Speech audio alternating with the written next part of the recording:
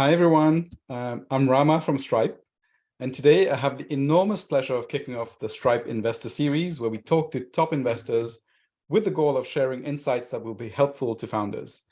The next one after today is scheduled for March 7th with SUSE Ventures, and watch out for future ones as well. Today, I'm super excited to introduce our guest, who is a partner at First Round Capital, one of the top seed funds in the US. Before his current role, he was an early sales leader at Stripe and on the exec team at Mixpanel. In short, he has a habit of hitting it out of the park. He also has a Moneyball career in baseball, so I will do my best to try to use as many baseball references as possible today. Welcome, Meka Asonye. Thanks so much for having me. I'm super excited to be here. I wish I wore my Stripe t-shirt. I've got like 20 of them in my dresser. Next time. And to everyone who registered and are joining us today live or recorded, thank you for doing that. And thank you for all your questions. We received a ton of them. We'll try to answer as many as we can during this fireside chat and those that fit within the topic for the chat. And so let's get started. So Meka, this may look like a softball question, but I don't think it is. What is a seed round? The definition seed rounds, I think, have changed over time. We were just talking at our company offsite where one of the first investments, our seed investment in Uber, was done at a $4 million post-money valuation. And so in today's seed rounds are closer to somewhere between 15 and 40 million posts. But a seed round is usually the first or second round of institutional funding. And usually it comes after a founder or a team has a well thought out idea. Sometimes before the product is built, but they sort of know that there is a problem that their company can solve, and they're getting funding to start down that path. Great, that's wonderful. And just so founders can understand here, how does that differ from a pre-seed or angel round or Series A? Yeah, so maybe I'll start on the far right-hand side on a Series A. I'd say typically for a B2B SaaS business, Series A metrics tend to be around $1 million in ARR. And so I think of a Series A business as, they've started to get to escape velocity. They have a real product in customers' hands who really value the product, and there's a lot of paying customers. So this is a real business. When I think about a pre-seed or an angel round, I really think about it as sort of like an idea in a founder's head. And the idea is likely flushed out. They've probably talked to 20 or 100 customers to sort of figure out what the problem is, start to talk about the solution that they're trying to build, and know that there's some commercial pull for this idea. And so usually someone will raise a small pre-seed or an angel round, or you'll hear friends and family when they're very early on in the process. They need to pay themselves some small amount of salary, or they have some small expenses to really prove out that this business should be funded further and grown. Tied to this, we got a bunch of questions, and thank you for those questions. So the questions are in this following theme. We don't have much revenue today. We've built a product, but we need funds to get revenue. What would you tell the founders here? In particular, going back to that point that you made, like the evidence that customers want this, how do you tie those two together and when they're looking for fundraising?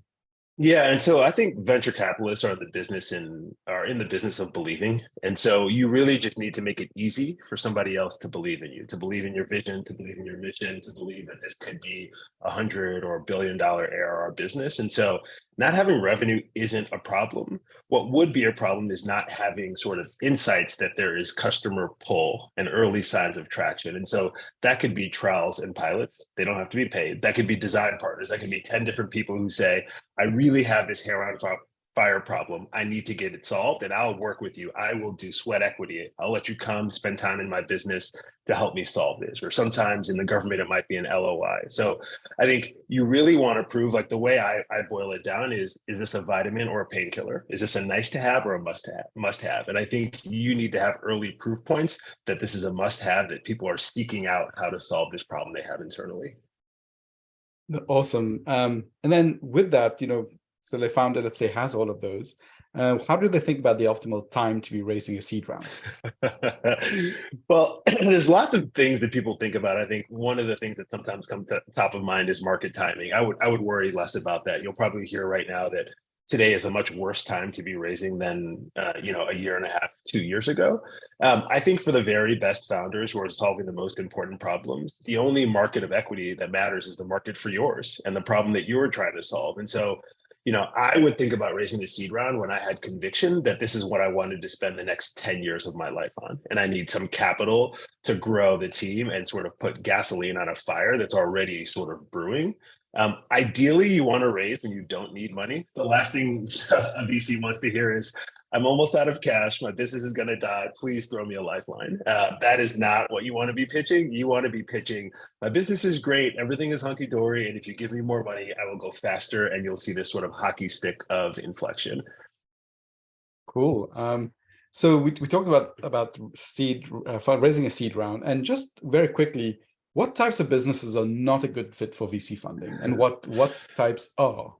Yeah, I mean, I think you have to be very realistic for yourself. And so there are all kinds of capital sources out there. There's bank loans, there's private equity, there's venture capital. But the thing to know about venture capital is we sort of only underwrite businesses where we think that there is 100x return profile at the seed round. And so when we're looking at an early stage business, if we don't think that this can get to 100, $200 million of ARR, it's probably not a sort of venture scale business. And so people really need to think about it. And we often get pitches for services businesses or lifestyle businesses or businesses that can sort of bootstrap all their way to success.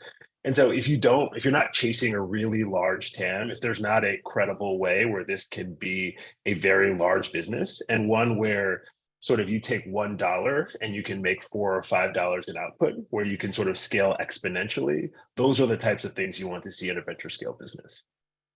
Cool. I know that's super clear. Thank you. So today, let's try to ground the conversation in B2B SaaS. Let's say I'm a founder, pitching you, an investor, seed investor. So help me understand, what are you looking for in terms, let's say, starting with team? Yeah, so on the team side, and I'm glad you started there, because I think in a seed round, team is the most important thing. It's the one thing that will never change. Your product could change, you could pivot into a new market, but the team, ideally, we are backing the founders. And I tell all of my founders this, that like, I'm putting my neck out, I believe in you, and you are going to be around in this business for the next 10, 15 years. And so when I'm looking at a team, I think the first thing I'm thinking about is founder market fit. So do they have some earned insight? Do they have some wisdom from a past life that makes them perfect to take on this market?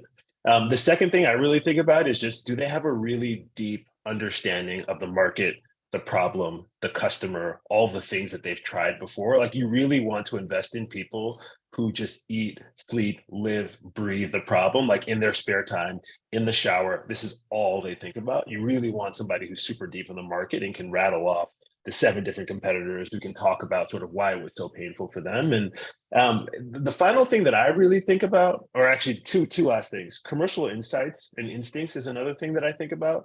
You often find these really passionate builders who are like, they want to fund a research project. They're like, I really love this problem, but they haven't really thought through whether or not this is a mission critical business problem. And so I'm looking for somebody who has these commercial insights, who can think about monetization, who can think about value realization.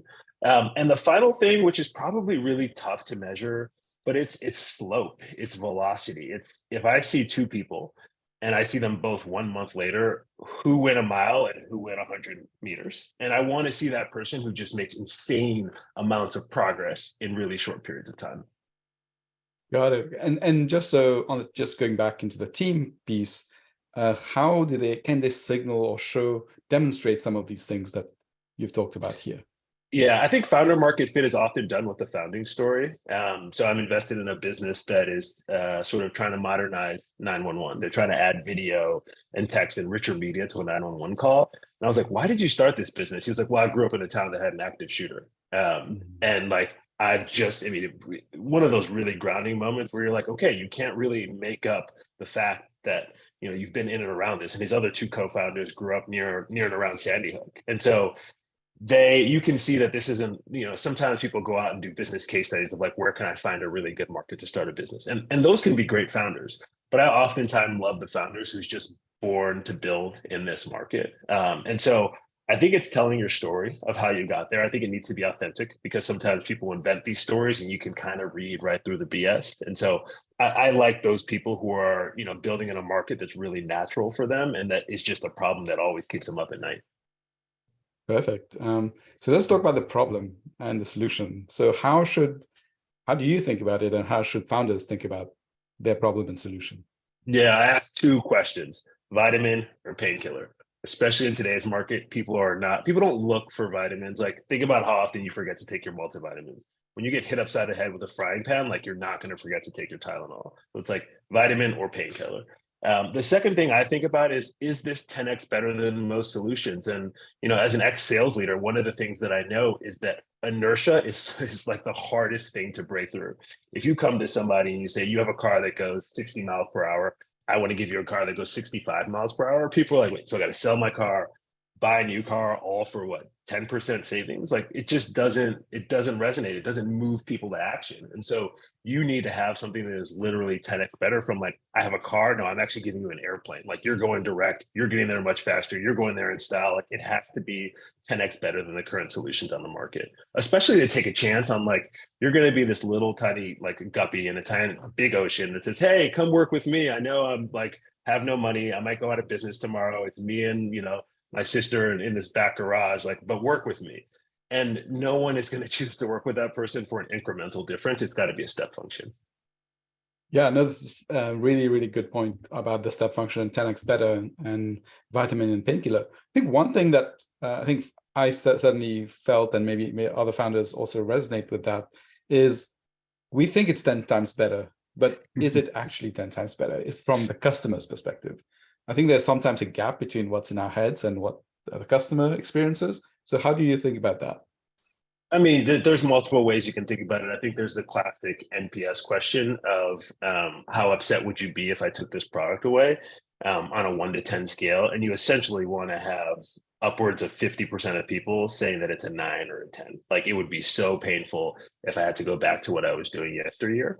The other thing that you can sometimes do is just ask someone. We'll always say, how much do you think this product is worth? And this is a tough question to ask design partners because they feel like they should get, a sweetheart deal because they've been an early adopter. But you said, if you sent this to a competitor, what do you think that they would pay to solve this problem? And you just want to see a high enough willingness to pay that this starts to show that it's 10x better. Or you ask them what they pay for the current way that they're solving the problem, and then you ask them what they would be willing to pay if you delivered, Y, and see what those answers are. And that can sort of help you start to understand how valuable your product is. Wonderful. So another thing that venture capitalists like you focus on is market. So how do you think about the market? The bigger, the better.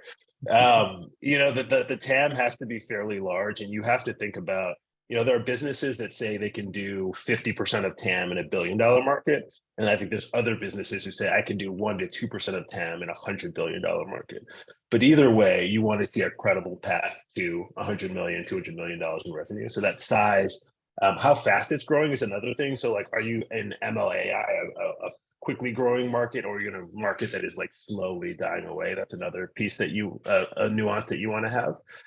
The second thing I think about a lot is how many barriers to entry are there? So are you in this, like, esoteric industry where you found this, like, little pot of gold and not very many people are aware of it? Or are you right on Broadway where every single person is going to come in and copy your product and start to compete and make the margins to go to zero? And so you're really thinking about, like, how attractive is this market and how will it continue to evolve over the next 5 to 10 years? Well, great. So next is related to that, competitive analysis. How do you think about, how should founders think about competitive analysis when think about their company and also presenting that to an investor? Yeah, I go back and forth on this because what you don't want to see, you want to make sure that someone has the fundamentals of what does the market landscape look like? What have people tried before? And what are sort of like the unique value propositions of each of these competitors? And in order to build in a market, you need to be acutely aware of what others are doing and what your potential customers might be using, because they're going to ask you, why should I use Stripe versus Adyen? Why should I use Stripe versus Payment Tech? Like, you need to make sure that you have a clear understanding of their alternatives and where you are going to wedge yourself. That being said, I don't think you want to spend too much time. Like, you want to decide who you are and what you stand for and how you're going to build and how you're going to innovate and how you're going to continue to build this moat over time. And so for me, when I'm looking at the competitive analysis, I just want to understand the founder understands what the entire market map looks like, and they understand what piece of the pie will be easiest for them to gain. And if they can start out and get this piece of pie, I think oftentimes it allows for an act 2, an act 3, an act 4 for them to do a lot more, but it's got to be focused early on. Like I want people to understand, like, you're a small startup, resource allocation is the name of the game. Where are you going to choose to spend your precious resources being better than somebody else? Awesome. So the big question for many founders is traction.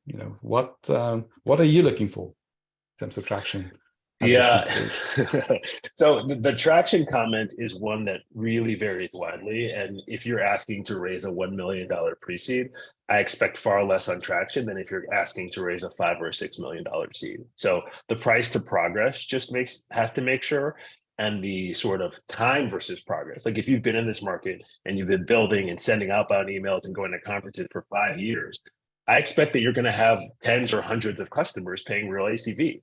If you are, you left your company 6 months ago and you started ideating and you built an MVP, I just expect you to have customer notes and maybe 1 to 2 to 3 design partners who say, I will help iterate with you and help you build with this. And so it's all about how early in the process you are and how quickly and how hard it is to get that traction too. Like you want markets where people are stealing this out of your hands, where you feel like you have honey and everyone is coming to you. You don't want the markets where, oftentimes I think of selling to SMBs as hand-to-hand combat. They're hard to find, they're hard to convince, and it's just really hard to prove traction there. And to build a meaningful business, you need, hundreds of thousands, tens of thousands of customers. And so you really have to also think about, like, am I building in a market with a low ACV, SMBs, where I'm going to need to figure out some way to have a megaphone and have people come to me? Or am I building a business that's 100,000 plus ACV, where actually I can do this hand-to-hand combat. I can slowly reach out to a couple of different people. There is more of a virality in this market where sort of like everyone knows each other. And so it's really nuanced based on, is this an SMB, a mid-market, or an enterprise-based business? Cool. So then related to that is metrics and customer signals. What are you paying attention to for B2B SaaS companies? Yeah. I'm going to try not to say that it depends, but I would say like the hero metrics that you're always thinking about are MRR or ARR. So how much revenue is there? Recurring revenue is there? What is the ACV? I use that to sort of think about sort of how valuable is this product, and do I need, thousands of customers or tens or hundreds of customers for this to be really interesting? Usage metrics are really important. So DAU over MAU, how often are people logging in? Is it a product like your email where you're refreshing, you're there 100 times a day, or is it something that's being used sort of once a month or quarterly? Customer love is another thing that can be, the NPS thing that we talked about before. Customer love can also, if you have a more mature business, you can sort of measure that by NDR, net dollar retention, looking at how much churn they have and looking how much expansion their existing customers have and sort of adding those two numbers together. Those would be sort of like the top level metrics that I would be thinking about to sort of measure the health of the business. There's some things that you can go further down on pipeline, on average time to close. There's 100 different SaaS metrics, but I think the first set were probably the ones that are most important. Great. This is a question that relates, I think, to today's macro environment in some ways, and how this impacts founders and investors. Should founders optimize for growth or unit economics in this environment? Sadly, both. It's really frustrating because I think we lived in a time in the last 2 years where growth was the only thing that mattered, and the burn multiple was not something that anyone ever thought of. I think today that is shifted. A lot of that is just blowback from what is happening in the public markets and how general ARR multiples have gone from 100 to they're closer to 6 today, and so you can't be an early stage business that is interesting without serious growth. Like you've got to be doubling, tripling, quadrupling year over year at the pre-seed seed stage for this to be somewhat interesting. But you also don't want to be a business with upside down economics that can never right size. Like you can do inefficient things to do things that don't scale efficiently at the beginning just to get to escape velocity, but you better be able to tell a compelling story of how you're going to turn that around. And so No, like if you can grow 3x, 4x year over year and have a burn multiple less than one, then yeah, you are like the belle of the ball. You're really excited. But if you're a little bit more inefficient at the beginning because you've got a built-in brand credibility, I think you're just going to have to quickly follow up with, here is my plan to get more efficient over time. Cool. So let's dig into the quality of revenue. At the seed stage, how are you thinking about the quality of revenue? And so, for example, who the buyer is. Yeah. So I think the most important piece on quality of revenue is sort of like, is this a SaaS like you want SaaS like margins? You want 80% gross margins. Like that is probably the hero metric.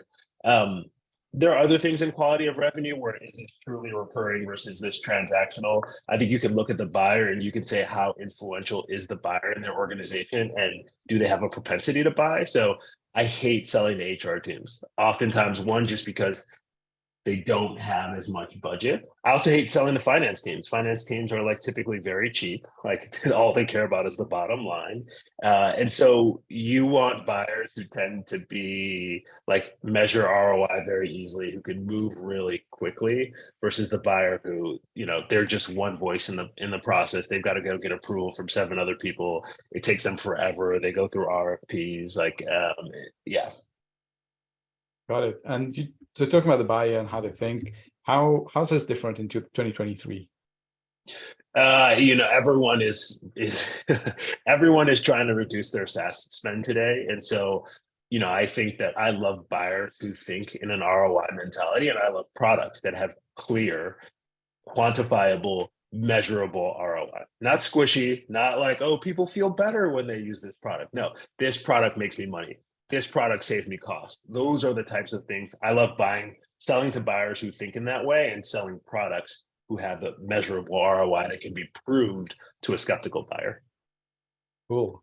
And selling, you probably face this a lot. There's a range of sales cycles. So how do you think about that as a founder and in terms of fundraising for a seed as well?